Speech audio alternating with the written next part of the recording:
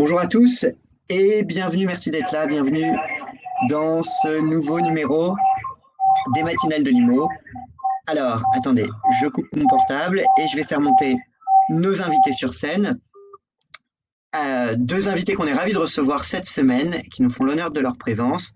Monsieur Michael Cross du groupe Evolis, que je fais monter immédiatement, et Jean-Philippe Deltour, associé fondateur de Crédit Relax, et que je fais monter également sur scène. Voici, messieurs, vous allez voir apparaître un lien et vous allez apparaître sur l'écran dans quelques secondes.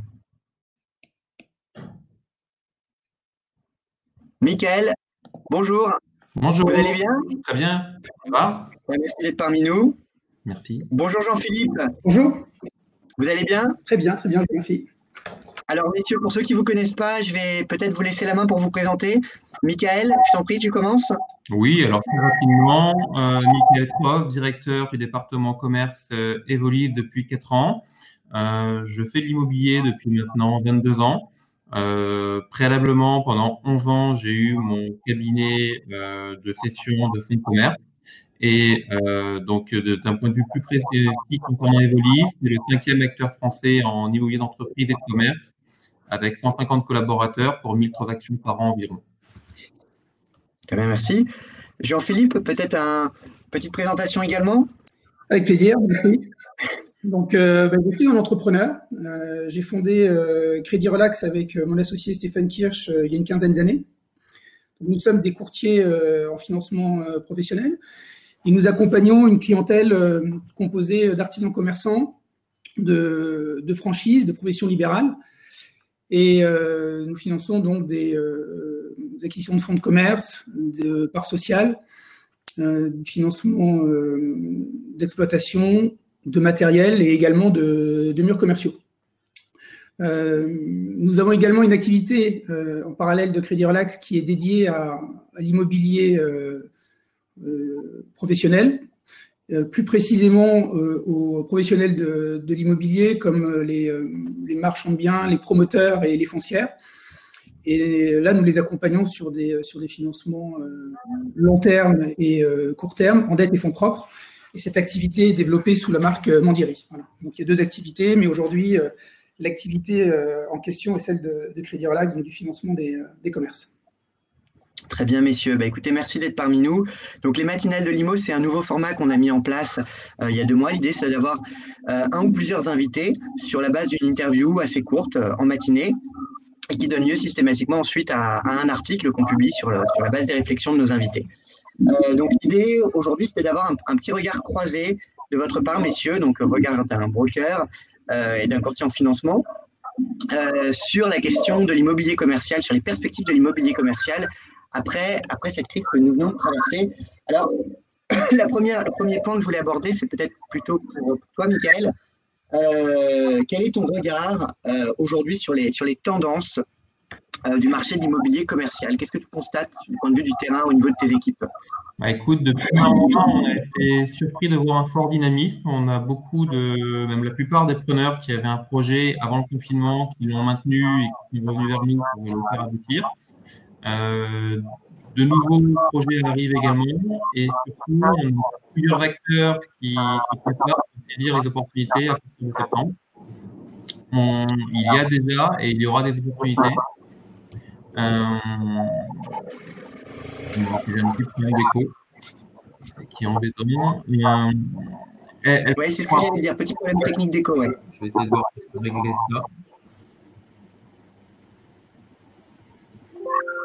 Excusez-moi un instant.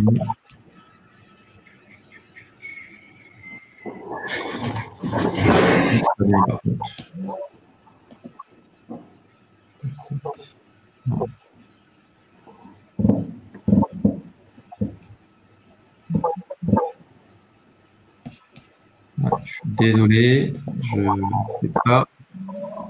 On t'entend ceci étant. Oui, je vais devoir vous faire avec, je m'excuse, mais j'arrive pas. Non, mais c'est pas complètement désagréable, on arrive bien à suivre.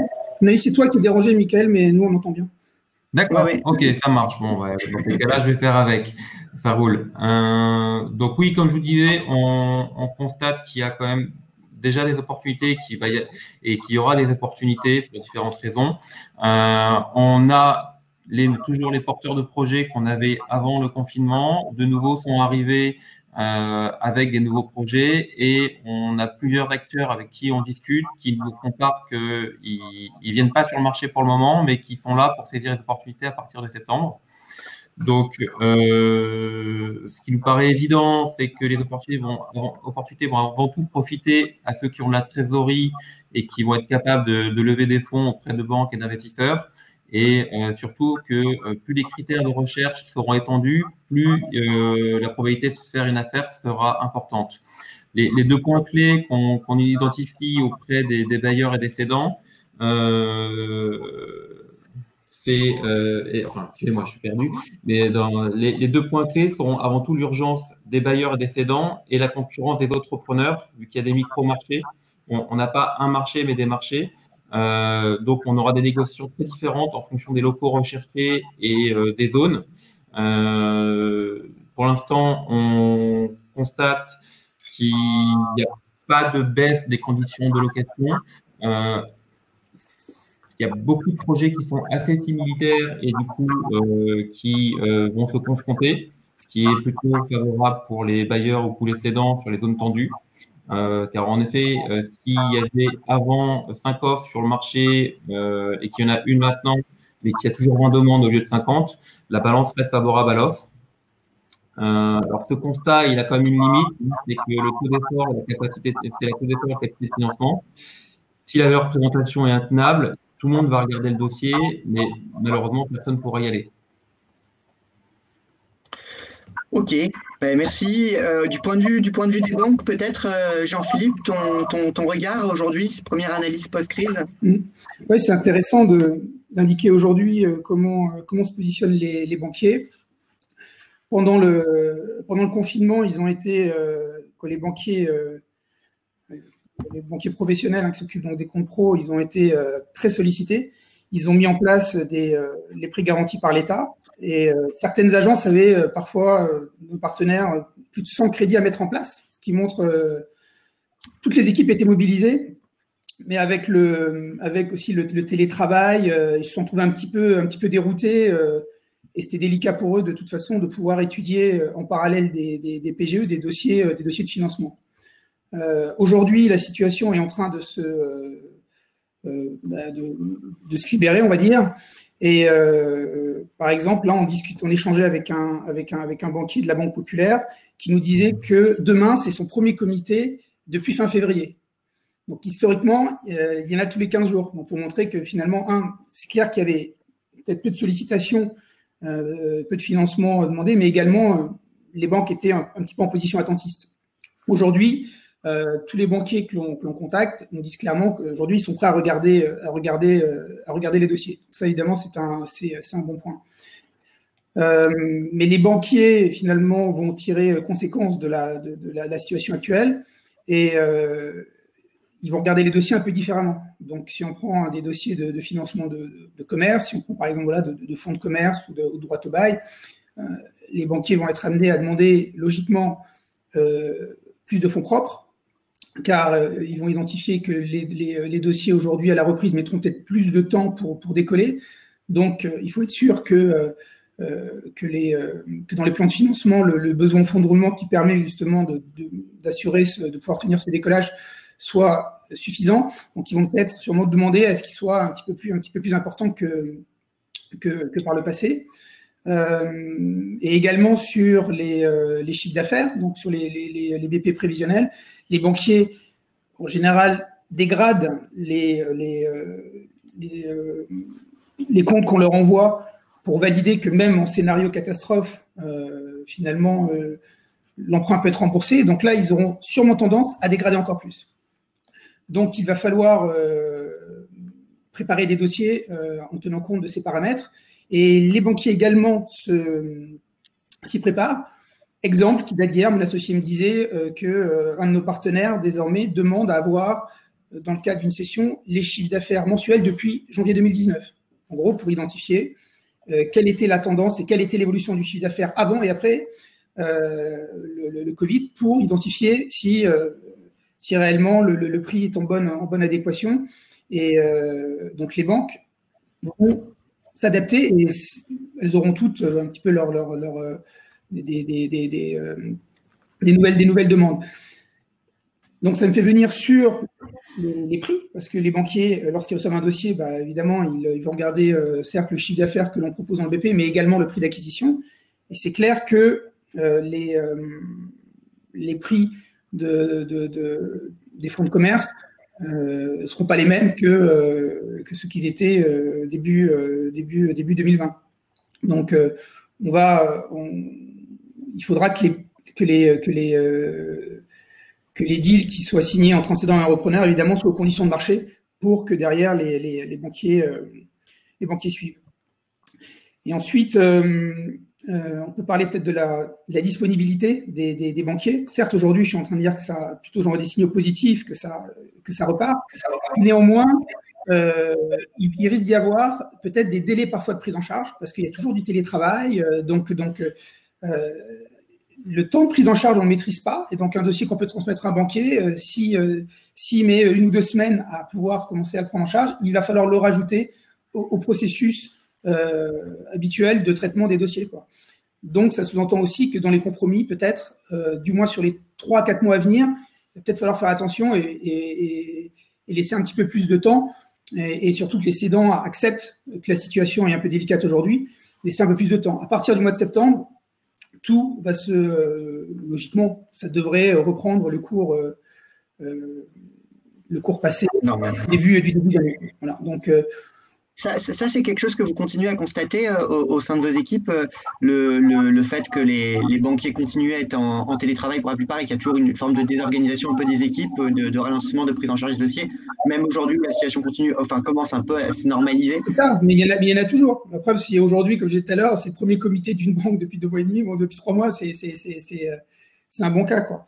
Donc, ça me fait venir sur un dernier point que je souhaitais préciser pour rebondir, c'est que il faut contacter, je pense, toutes les banques aujourd'hui. De manière, historiquement, on pouvait se dire, tiens, j'ai tel ou tel partenaire, je les connais, j'ai bossé avec eux, il n'y a pas de problème, ils vont me financer. Mais aujourd'hui, finalement, il peut y avoir des surprises de banques, bonnes comme mauvaises, peut-être, avec les paramètres que je viens de citer.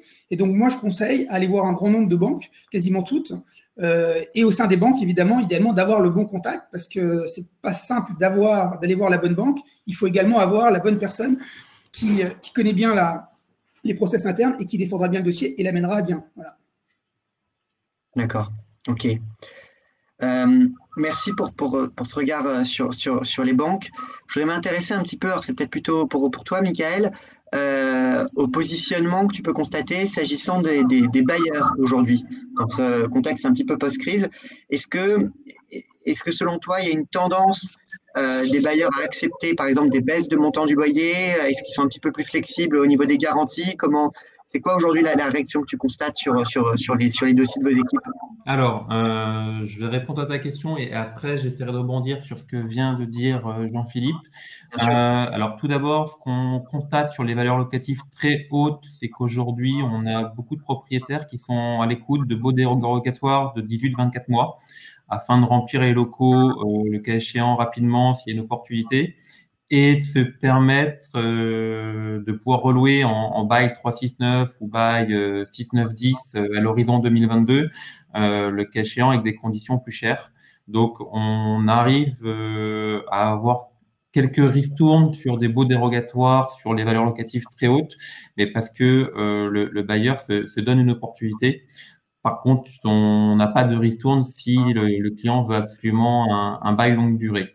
D'accord. L'idée, c'est que si vous offrez un peu plus de flexibilité au bailleur en lui disant on a une solution court terme, là vous arrivez à négocier plus de choses parce que le bailleur sait que derrière il peut voir ce qui se passera dans les 2 ans. Exactement. Soit le locataire partira et il prendra un autre locataire, il espère en tous les cas plus cher, soit le locataire sera très content de son activité et dans ces cas-là, il fera toujours temps de revoir les conditions en bail commercial et non pas en bail dérogatoire. Mais en ayant la capacité de rediscuter, en ne devant pas enfermer sur un loyer sur lequel il y aurait eu une baisse de 20 ou 30%. Voilà. En reposant sur les valeurs moyennes et j'allais dire moyennes basses, et là je parle pour Paris, globalement tout ce qui est inférieur à 700 € le mètre carré, on constate quand même que les demandes sont très présentes. Donc la question du bail dérogatoire, si des fois elle est sollicitée par les preneurs, on n'a pas de bailleurs qui s'y intéressent parce qu'ils voient qu'on a beaucoup de visites et qu'on a quand même beaucoup de candidatures qui arrivent en ce moment avec les loyers demandés et avec peu de franchises exigées. Ce qu'on constate, c'est qu'il n'y a pas eu de souplesse de la part des bailleurs sur les garanties. Au contraire, ils sont assez inquiets de la pérennité des exploitations. Donc, ils ont une tendance naturelle à nous demander une GAPD d'1 an, ce qui n'est pas toujours facile pour l'utilisateur. Parce que c'est un frein pour l'activité, mais c'est d'ailleurs aussi un frein souvent lorsqu'on revend le fonds de commerce, parce qu'on va demander à la personne qui rachète d'immobiliser de l'argent au lieu d'en faire de l'apport.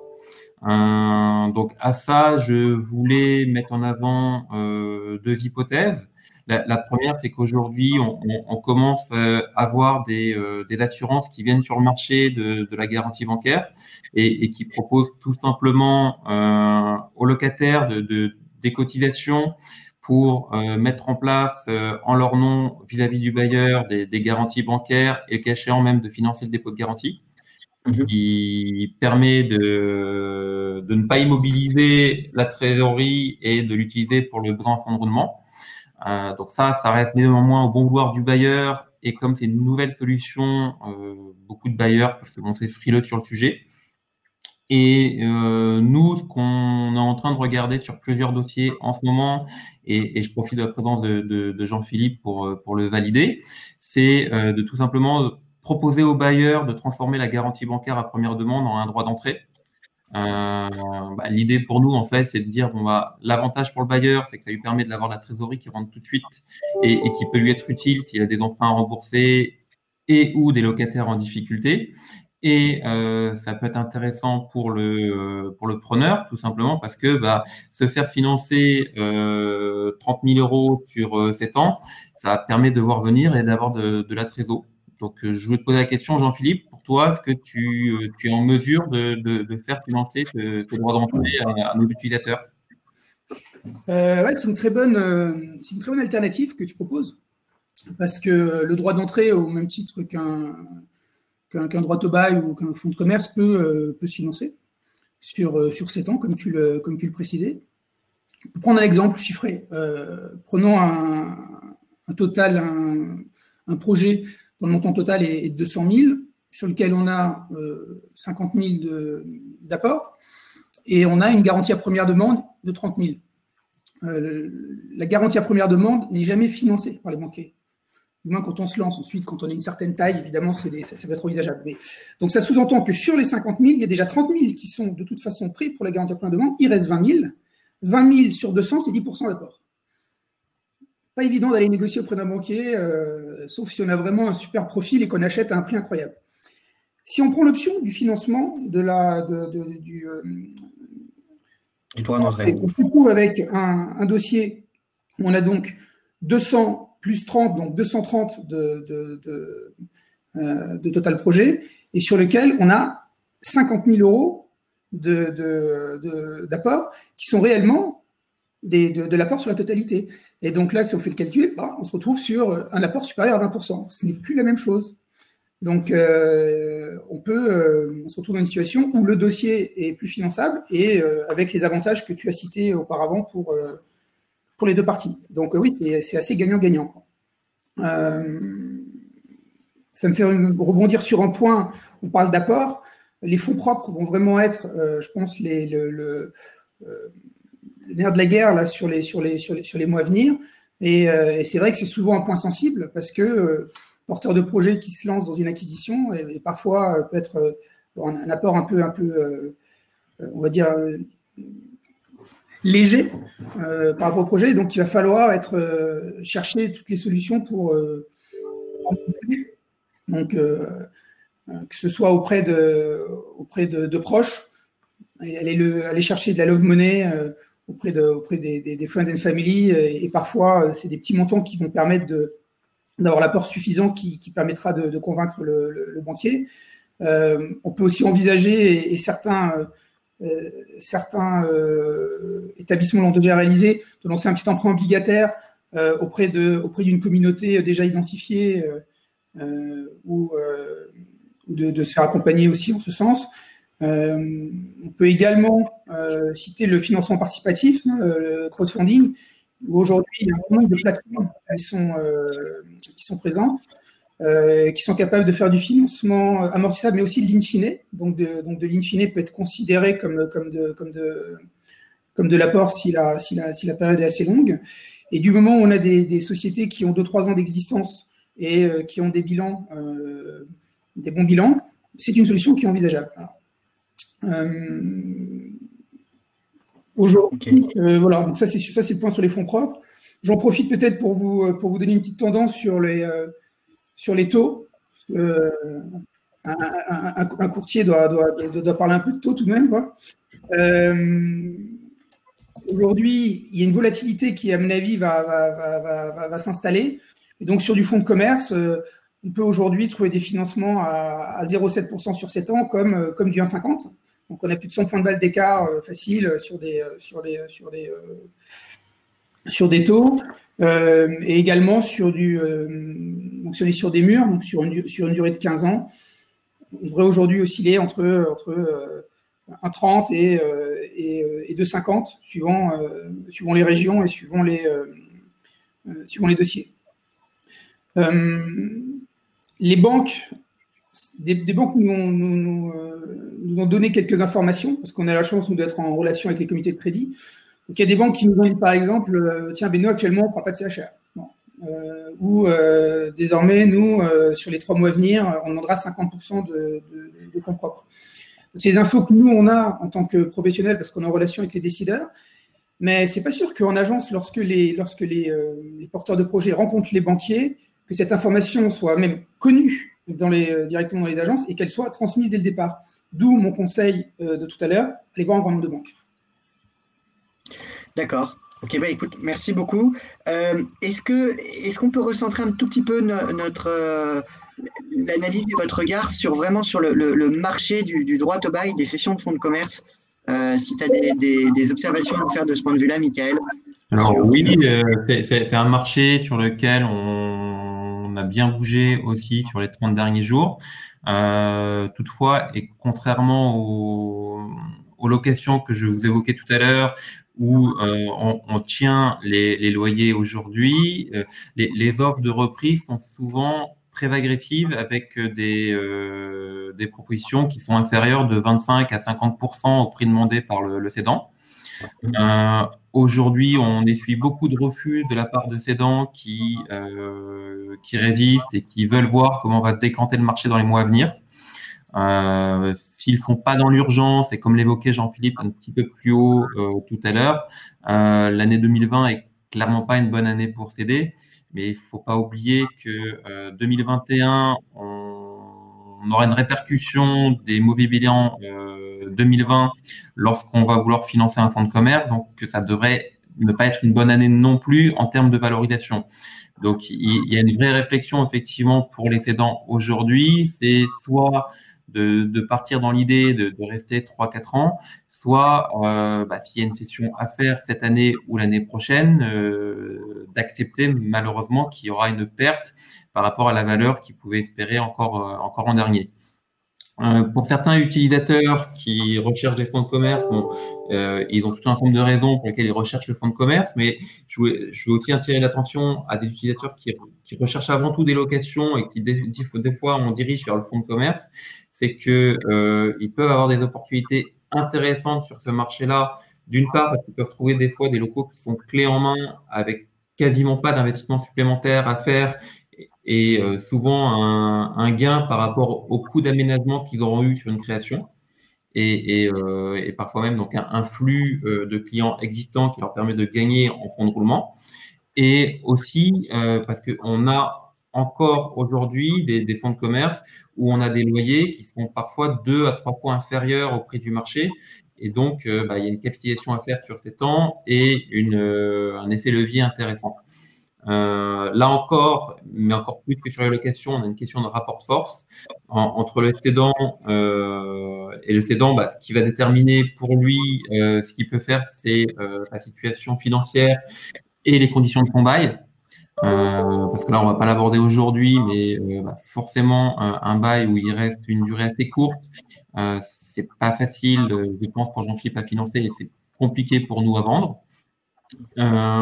On le sait, on entend dans la presse et puis on discute malheureusement avec les cédants, c'est que beaucoup de locaux vont tomber en procédure collective. Donc là, souvent, les prix ils sont attractifs, mais je veux quand même attirer l'attention sur le fait que la difficulté, c'est qu'il faut faire des offres qui sont sans conditions suspensives. Donc, on imagine bien que beaucoup de fonds ne trouveront pas preneur et au final, c'est le propriétaire qui va récupérer les clés en étant gagnant quand il pourra faire une hausse de loyer, mais il sera aussi souvent perdant avec une baisse de loyer ou un loyer qui va maintenir, mais du coup avec une période où il ne touchera pas de loyer. Donc, l'avantage d'être dans une négociation amiable sur le fonds de commerce, c'est justement de pouvoir discuter les conditions financières, mais aussi juridiques, et d'avoir le temps de monter son projet.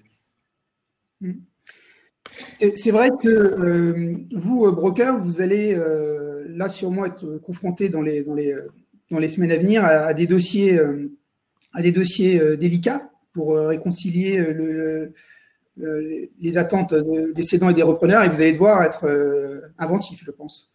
On peut citer quelques petites idées. La location gérante avec option d'achat peut permettre de faire la vente en deux temps. Alors, c'est clair qu'au départ, la location gérante, ce n'est pas financé par les banquiers, hein, c'est les brasseurs qui généralement accompagnent parce qu'on est sur des durées relativement courtes. Donc, et c'est assez risqué, donc les banquiers ne se positionnent pas, mais aucun souci lorsque l'on a finalement préféré laisser son affaire en location gérance dans un premier temps et qu'on a un locataire gérant qui a performé, qui a affiché des